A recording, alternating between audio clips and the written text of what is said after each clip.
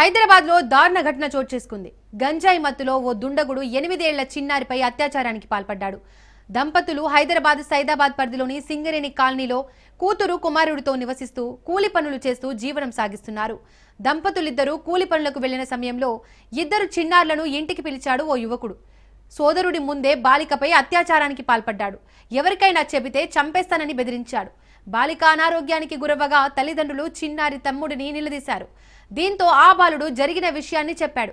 Child welfare committee సహాయంతో సైదాబాద్ పోలీసులకు ఫిర్యాదు చేశారు. కేసు నమోదు చేసి దర్యాప్తు చేస్తున్నారు.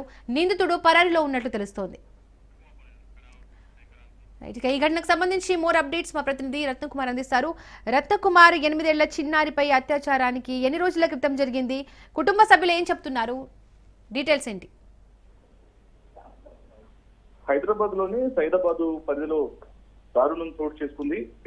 సింగరేణి కాలనీలో కుమారుడు ఇద్దరు పిల్లలతో కలిసి నివసిస్తూ కూలి పనులతో జీవనం సాగిస్తున్నటువంటి దంపతులకు సంబంధించి వారి పిల్లలు ఒక్కసారిగా ఇటు ఇంట్లో ఉన్నటువంటి సందర్భంలో దంపతులు ఇద్దరు కూలి పనులకు వెళ్ళినటువంటి సమయంలో ఒక 2 చిన్నారులను ఇంటికి పిలిచాడు పక్కనే ఉన్నటువంటి యువకుడు. అయితే సోదరుడు ముందే 7 ఏళ్ల కుమారుడి ముందే 8 ఏళ్ల బాలిక పైన అత్యాచారానికి ఒడిగట్టాడు దుర్మార్గుడు. ఇది ఈ విషయం ఎవరికైనా చెబితే చంపేస్తానంటూ కూడా నిందితుడు బెదిరించడం జరిగింది. అయితే ఆ ఇన్సిడెంట్ తర్వాత బాలిక అనారోగ్యానికి గురవడంతో దీని విషయం పైన నిలదీసిన తల్లిదండ్రులకు వాస్తవాన్ని చెప్పింది చిన్నారి. అయితే ప్రస్తుతం చైల్డ్ వెల్ఫేర్ కమిటీ సాయంతో సైదాబాద్ పోలీసులకు ఫిర్యాదు చేశారు తల్లిదండ్రులు. ప్రస్తుతం కేసు నమోదు చేసి దర్యాప్తు చేస్తూ ఉన్నారు.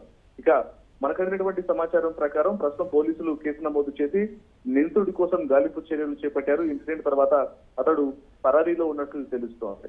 8 ఏళ్ల బాలిక అత్యాచారానికి గురవడంతో ఒక్కసారిగా నగరంలో మరోసారి ఇటు ముఖ్యంగా చిన్నపిల్లల సేఫ్టీకి సంబంధించి కూడా మరొకసారి విషయం అనేది హాట్ టాపిక్ గా మారినటువంటి పరిస్థితి కనిపిస్తోంది. ఇందుకు నిందితుడు ఎక్కడికి వెళ్ళాడు, ఇన్సిడెంట్ తర్వాత ఆ యొక్క ఇన్సిడెంట్ కు సంబంధించి అతను ఎన్ని రోజుల నుంచి కూడా యొక్క ప్రణాళికలు రచించాడు అనే దానికి సంబంధించి గతంలో అతని మీద ఉన్నటువంటి నేర చరిత్రను కూడా పూర్తిగా పోలీసులు ఇన్వెస్టిగేషన్ చేస్తున్నారు. అతన్ని అదుపులోకి తీసుకొని విచారణ చేస్తే ఖచ్చితంగా జరిగినటువంటి ఇన్సిడెంట్ కి సంబంధించినటువంటి పూర్తి వాస్తవాలు తెలుస్తారనే ఉద్దేశంతో అతని కోసం పలు బృందాల ద్వారా గాలింపు చర్యలు చేపడుతున్నట్లు తెలుస్తోంది. Right Ratnakumar, thank you.